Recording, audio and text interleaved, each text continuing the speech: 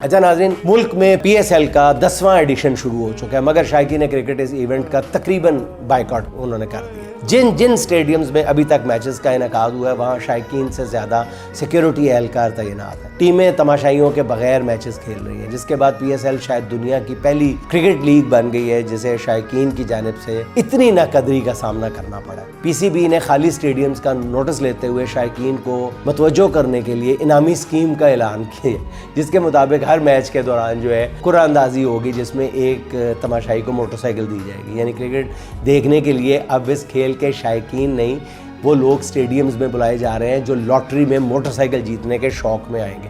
नाज़रीन, कुछ अर्सा पहले याद कीजिएगा, मैंने जब बहुत ही नाकदरी का मुजाहरा किया गया था PSL के मैचेस में ही, तो मैंने उस वक्त ये बात अज़राए मजाक कही थी और आज संजीदगी से ये बात हो रही है। और इससे भी काम ना चले तो शायद PCB उम्रे के टिकटों का भी ऐलान कर। नाज़रीन, मैं ये समझता हूँ कि सारे ऐलान छोड़े, PCB सिर्फ एक ऐलान कर दे तो फिर देखें कि स्टेडियम्स कैसे भरते हैं। और वो ऐलान ये हो कि आपको नारे लगाने की और बैनर लेके आने की पूरी आज़ादी हो। आप जिसके चाहें हक में नारे लगाएं, जो चाहें कहें आके, और फिर देखिए कि स्टेडियम में तिल धरने को जगह मिल जाए तो मेरा नाम बदल दीजिएगा।